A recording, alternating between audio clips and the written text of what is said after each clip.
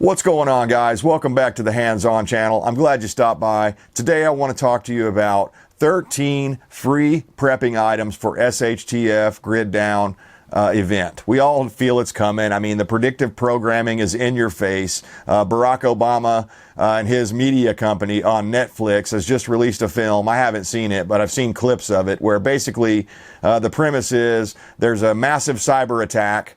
You know, kind of reminds me of what Klaus Schwab was talking about with Cyber Polygon a couple of years ago. But anyway, there's a massive cyber attack around the world and all the power goes down and everybody's just basically, you know, thrust back to the 1800s, no electricity, no running water, on and on and on. And, you know, the story is about how the people around there are dealing with that. But anyway, there have been numerous stories, I mean, all the way back to Mad Max, but I mean, just so many stories and movies along the way that have predicted an ultimate SHTF event where the grid goes down.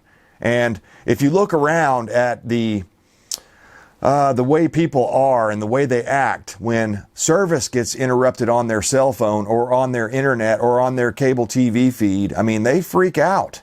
So I would expect people are going to freak out when all the power goes out, and they're going to freak out big time. I mean, let me give you an example.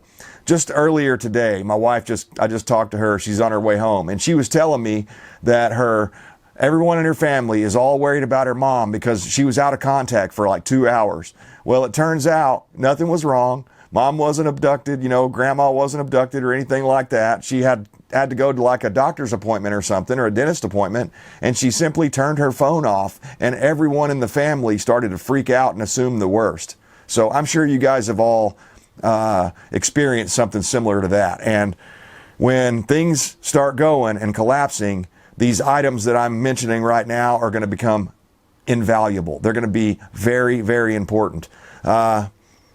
They're mostly non-food items. There's one thing on the list here that could be considered food, but everything else are things that you should be able to gather for little or no money. And honestly, the majority of them you can get for zero money. You're just going to have to put some effort in to harvesting and collecting these items. So let's get into the list. Number one, containers of all shapes and sizes. You know, so when you empty out that mayonnaise jar or that mustard jar, I don't know if you guys can see it. I saved that mustard jar to upcycle and to use on other things. My plan is to put wood glue in there because it's easier to dispense out of a mustard jar than it is out of those wood glue bottles that always glue shut on the ends, right? So that was the plan, and that's why I saved that one. But I've got this container here. I have yet to find a use for it yet because it's a weird shaped container. But someday I will need this container for something. I mean, I don't know what. It's probably not, you know, a water grade container, but in baggies I could probably store rice in here or something like that. Or maybe I just use it as I'm going around looking for wild edibles and stuff like that. I have something to put it in, right? So containers, all shapes and sizes. I love saving old 2 liters. So when you drink a bottle of Dr. Pepper or Pepsi or whatever your flavor is, you know, you can save that 2 liter, rinse it out, and immediately fill it up with fresh water. Now, we're on a well, so we don't have any additives in our water. It's 100% pure water from the earth, the way it's supposed to be drank. But anyway, we save that water, and we put them in those empty 2 liters. And, you know, it doesn't last forever in those 2 liters, so you need to rinse them out once in a while. And, you know, maybe instead of wasting that water in the summer months, you could take that water that you've been collecting for over a year and go dump it out on your plants or something like that, and then refill it with fresh water. Just make sure you have a water supply that's going to be adequate for grid down scenario. But like pill bottles, this one here, I happen to have a whole bunch of old lead in that I'm saving. Why would I be saving that lead? Well, it could come down to a situation where I have to actually cast my own bullets. And so you can find this lead a lot of times, and this wasn't even on the list, but I just thought of this. You can go to tire shops and stuff where they're pulling off lead wheel weights. And I don't have one in here, unfortunately, but those little lead wheel weights that they use to balance steel wheels and stuff, you can go to the tire shop and talk to the guy and say, hey man, can I come by here and get some of that lead? He probably won't give it all to you because he knows there's value in that lead as well, but you might be able to pick it up. You know, if you see one laying on the sidewalk as you're walking into the store, pick it up, put it in your pocket. That might turn into a 9mm cast bullet for you in the future. So just one of these, I guess the biggest takeaway, if you have a short attention span or you're strapped for time and you need to go, the biggest takeaway is look at everything, even the things that you consider trash now, and look at how you could possibly use that in an SHTF grid down event. I like to save, I said 2 liters. Also, 5-gallon buckets are huge, man. I mean, I don't care. Go find a bakery. Go find, that's where I used to get a lot of mine in the past. This lady that I knew ran a bakery, and I could go over there and get all of the 5-gallon jugs that I wanted. One-time use. All you had to do was rinse them out and store them somewhere. And that I have since used all those. Unfortunately, if you leave those 5-gallon buckets outside, the sun and the elements will get to them over time and they'll get brittle. Probably even get brittle if you leave them in your shed for, 5 years or something, just from the heat and the cold. So they don't last forever, so you want to constantly be trying to get new sources on that. But anyway, another one I like is pickle jars, the glass pickle jars. Believe it or not, and I'm not recommending you do this right now, but in an SHTF event, you may be hurting for canning jars. You may be out of canning jars or not able to get them or whatever. You can actually, oftentimes, not 100%, but oftentimes you can get jars like pickle jars and other jars like that come in glass jars. You can get them to reseal, and you can actually do proper canning with them. Again, I'm not recommending that now while we have access to, 100% clean, brand new, one-time use jar lids and stuff like that. But in a grid down situation, you could probably reuse those things 2 or 3 times. And your canning jars in general, although they don't recommend it, oftentimes you can reuse those lids as long as the seal's not damaged or you don't let it rust. So anyway, just, think outside the box and start saving these things that you might normally discard. And I'm not saying become a hoarder and, stack them all up in your house and, not have any place to move around, but save enough so that you'll be able to use them in the future. Maybe you decide to take those pickle jars after they're cleaned out and you fill them up with dry rice out of your, 100-pound rice bags or 50-pound rice bags or smaller than that, whatever you've got, right? And you fill those up and you can use those for something simple to carry around that shows what's in the pickle jar or in the 2-liter bottle, and you could use that for bartering in the new future system where you won't have cash or anything like that. So, I mean, these are just things to think about. Number 2, paper and plastic bags of all sizes. I love saving. I never throw away a grocery bag, and we always request paper. But some stores, I believe Walmart is one of them, and Target and other places. I don't shop at Target, but I'm just thinking of other retail stores, whether it be Harbor Freight or whoever. The only option there is plastic. So I save those as well. For one, I use them right now. So the plastic bags we use in our bathroom trash cans. They're small little, waistliner trash can size. So I save those bags and I use them now. That way I don't have to buy special bags. But in a SHTF grid down situation, you might use those plastic or paper bags to go out and gather wild edibles or whatever. Again, bartering. If you had to carry several goods out, you could take a paper bag, one of these nicer ones that's a little heavier duty, that has the handle on it, and you could carry that bag around full of whatever your bartering items were going to be, whether you were picking up or taking away. So just like going grocery shopping now, right? You want to save those bags of all sizes. So another one is when I buy a big item, whether that be a television set or a water heater, or most recently I had to replace my my pressure tank in my well house. Anytime you're getting something like that, it's going to be wrapped with a giant plastic bag. Save that plastic bag. I'm not going to show you my collection because it's a little embarrassing, but I've got so many of these plastic bags stuffed into a plastic milk crate up here that, it's just unreal. And we've been able to use that to, when you plant too early in the spring or you get a late frost, you can actually go out there and take tomato cages or other you can take sticks and prop up sticks around the plant and put those plastic bags, all different shapes and sizes, over those plants overnight or throughout the frost, and it will keep them alive. 9 times out of 10. It's not a 100% guarantee. If it gets super cold, then it's gonna, nothing's gonna make it. But we have saved plants more times than not by doing that. Or if we know there's a hailstorm coming or something, we can throw those plastic bags over. Yeah, they might get holes knocked in them, but they're sacrificial. You can pull them off and throw them away after you're done. We use them around here right now for like picking up dog poo in the yard, stuff like that.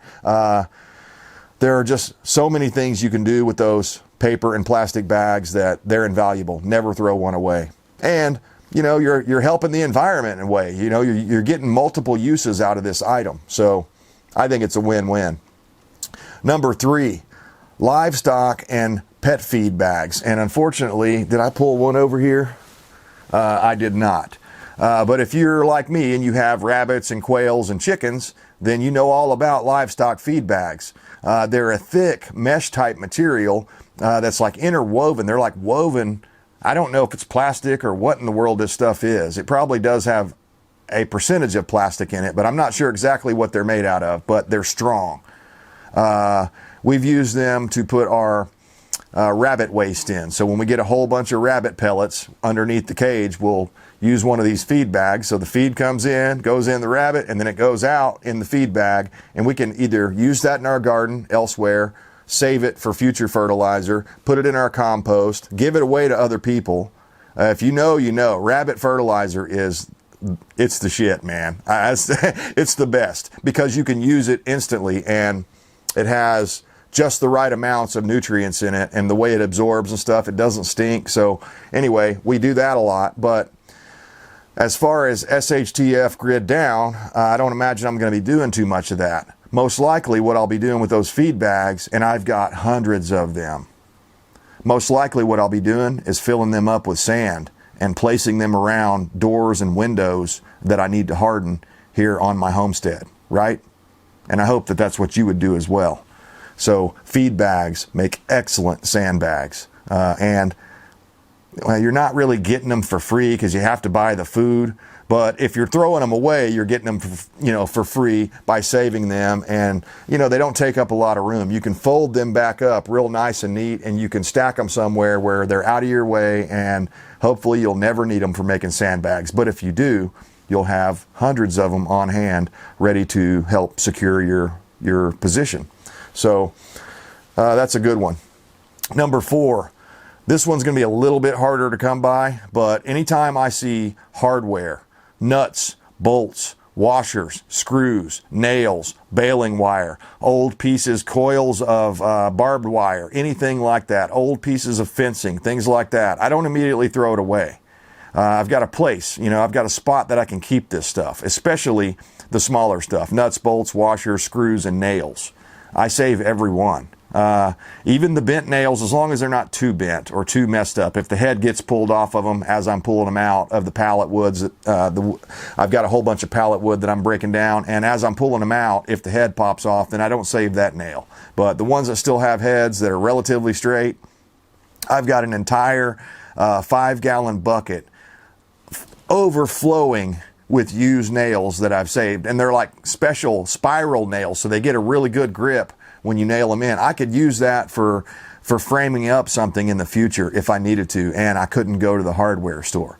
This is what I'm trying to get you to think of. What are you going to do when no one even makes hardware anymore, and all the hardware stores around the country and the world have been cleaned out, and you have to rely on what you already have in your stock? So stock up on that stuff. It's super important. Especially nuts, bolts, washers, screws, and nails, but also baling wire and stuff like that. That's really important to have that. You might have to, if you're crippling your vehicle along, you might have to wire the exhaust up. Maybe it's falling off. You could use that baling wire to wire that exhaust up and get you down the road. Is it perfect? No, but it can and has saved many a farmers and many a country boys from being broken down on the side of the road.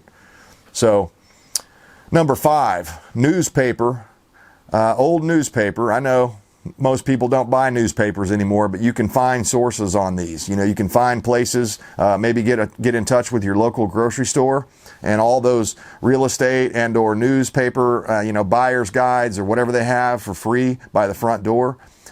talk to them and say, hey, when those expire, can I come by and get some of those before you throw them away? And I bet you they'd let you have them. Newspaper, you're going to want that for like starting fires and stuff. I mean, that's the main thing I would use it for. I'm sure there are other uses that I'm just not thinking of. I've seen people make like fire logs out of compressed newspaper, but I'm not sure that's worth the effort. I've never done any experiments on that, so I couldn't tell you. But for like starting fires in your wood stove, if you don't have a wood stove, you may be starting a fire in your 55-gallon barrel outside, standing around it hobo style. But either way, it helps to have some newspaper and material like that for that purpose. But you could even use it to wipe your ass when the SHTF comes, you know, once the toilet paper runs out. I mean, it wouldn't be my first choice, but probably better than some old dried up leaves or something like that. Especially, you know, you could sit there, and what they would do in the old days, they would have like a Sears and Roebuck catalog as they're sitting there in the outhouse, and as they finished a page, they'd rip out a page, and while they're looking at the other pages, they'd sit there and wad that paper up over and over and over. You know, I'm sure you've been a kid. I've done that myself. Just, I didn't wipe my ass with it, but when I was a kid, I sat there and rolled up, you know, crumpled paper over and over and over until it was soft as cloth. So that's one way you could deal with that. Honestly, newspaper may be a little thin for that job, but, you know, use some discretion on that. Make sure you don't have a finger pop through or anything like that. It'd be bad news. So anyway, and there's probably other things you could use newspaper for, but I think fire starting and for wiping your ass when the TP runs out, which, as we saw during the COVID crisis, that's the first thing that runs out. People are so dumb. Number 6, this is a good one. Disposable utensils. So whenever you go out to eat, you know, at Crap Donald's or Burger Sling or, you know, whatever, Hardee's, whatever they've got in your area, you know, when you go out to eat, there's always, you know, most places give you the little package of disposable utensils. Save them. I'm not saying use them and save them. I'm saying leave them in the package. Sometimes it has a little bit of salt and pepper and a napkin and, you know, maybe a spork or a fork and a spoon and a knife. If you get your hands on some of those, you know, grab a couple extra. I mean, you're not stealing because you paid for the meal, so at least take them home with you and don't just throw them away. Those would be invaluable post-collapse, because even though it might not be the best way to do it, and you'll probably still have real silverware in your house, disposable utensils are disposable. So once you use them, you can throw them away, especially if you have a stockpile of them. So save those things. I don't eat a lot of Chinese food or anything like that, especially at the restaurant, but if you can get your hands on the chopsticks, free chopsticks, save them.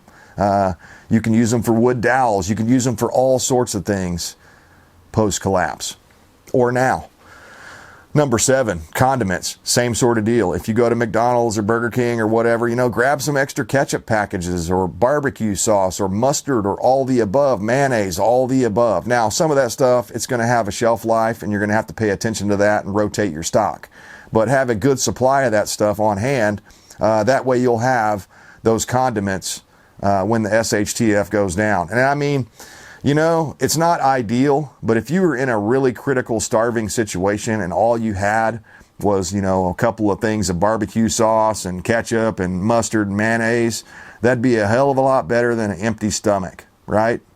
It wouldn't be the best, probably wouldn't be the best for you, but if you just ate that, it'd be better than nothing. Give you a little bit of energy, maybe to help you go out and, you know, get your next meal.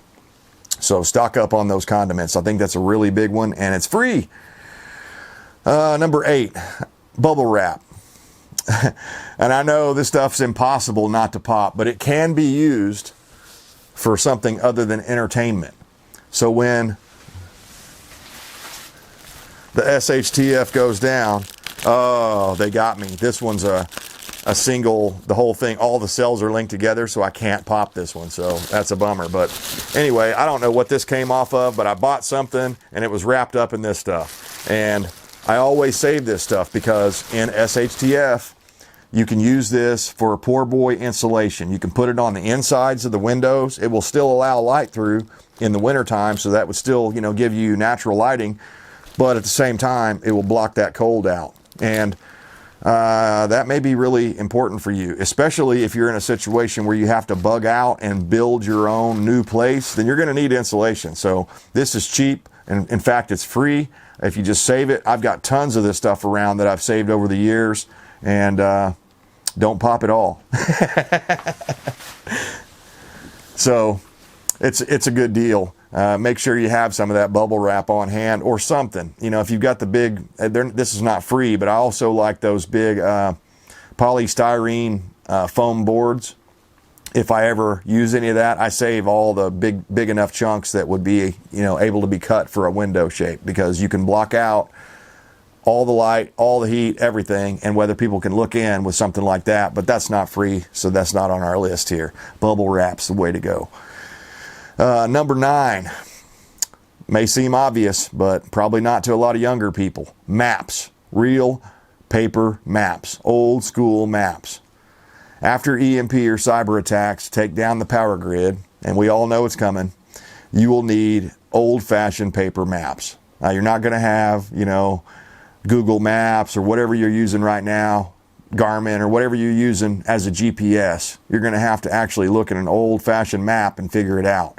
And the important thing about that is you don't want to get maps that are too old, because the streets will have changed, you know, and you want to have fairly new maps. But oftentimes, if you go to like the local tourist places, the tourist visitor information centers of your state, you should be able to find at least a free state map. And I'd have multiple maps. That way everyone in your family can have one in their backpack, you know, and you guys could draw out, you know, meeting spots and stuff like that, and have a special place to go when it comes down. So next up, number 10, books and magazines. And I know you're thinking, well, wait a minute, those cost money. Not necessarily. There are ways to get free books and magazines. I don't know how I've done it, but I've acquired some books myself along the way. One thing you can do is, a lot of times your local libraries, you're not local, but your state library will have like an annual book sale. And yeah, it's still a sale, but oftentimes after the book sale's over, they will give away the rest, whatever they didn't sell. So there are things like that. There are ways to get in on that. Maybe your local school is getting rid of all of their old curriculum, and they're just going to throw it away. Well, if you can get in on that deal, you might be able to pick some of that up for free, because, you know, maybe you're not a teacher, but someone you know is a teacher, and they could use those school books to help teach future generations as we're rebuilding our society. So books and magazines, especially like DIY and how-to books, I think those are super critical. Survival-related material is super critical. You're going to want wild edibles, especially in your area. Something you can look at a book, and hopefully it'll have pictures and stuff like that, and you'll be able to go out and look at that plant and go, oh, hey, that's safe to eat. Reloading manuals. Now, this only applies if you've got reloading equipment, but that's something that I'm looking into myself. I've got some of the equipment, but I don't have it all. And I already said old school books, but I want to emphasize old. I don't think you want to teach them out of the books that they're teaching the children today. So it'd be really great if you could find like some old-fashioned, you know, like, I don't know, 1960s or 70s school books, reading, writing, and arithmetic, stuff like that, and history from those days, because it's going to be more true than the spin that they've put on it today. Number 11, firewood. Lots of it. It's free right now. I mean, I see it all the time on Craigslist and Facebook Marketplace. People just want you to come over and get it. Now, again, it's free with air quotes. You're going to have probably a chainsaw and to go out and cut a lot of this free wood. But oftentimes not. I've seen free cut firewood that people are just wanting to get rid of. Maybe they thought they were going to use it in their fireplace and they never did. Now it's just rotting away and they want to get rid of it, you know. So now I wouldn't take it if it was super rotten, but if it was pretty good to use, go ahead and take it. Free firewood. I know you may not have a wood stove right now. You're thinking, why would I need firewood? Well, when that grid goes down, if you don't have a wood stove, you're probably going to be standing around a barrel outside of your back porch or something with the rest of your family. hovering around that barrel to stay warm so you don't freeze to death, right? So something to consider. Get it while you can, at least enough to get you through winter. I don't know how much that is through an open top barrel, but another thing you could do, this is bonus here, just to help you out. I've got one up here, but it's off camera. You can get what they call a camp stove kit. I think it's made by Vogelzang or something like that. They were about 40 or 50 bucks for this camp stove kit, where it's basically designed to work with a 55-gallon metal barrel. And, you know, again, you're not going to get that for free, but you could buy one of those if you don't have a wood stove in your house, and you could buy enough pipe where you'd be able to pipe the thing out safely, be safe, use double insulated pipe anywhere you're going near combustible material.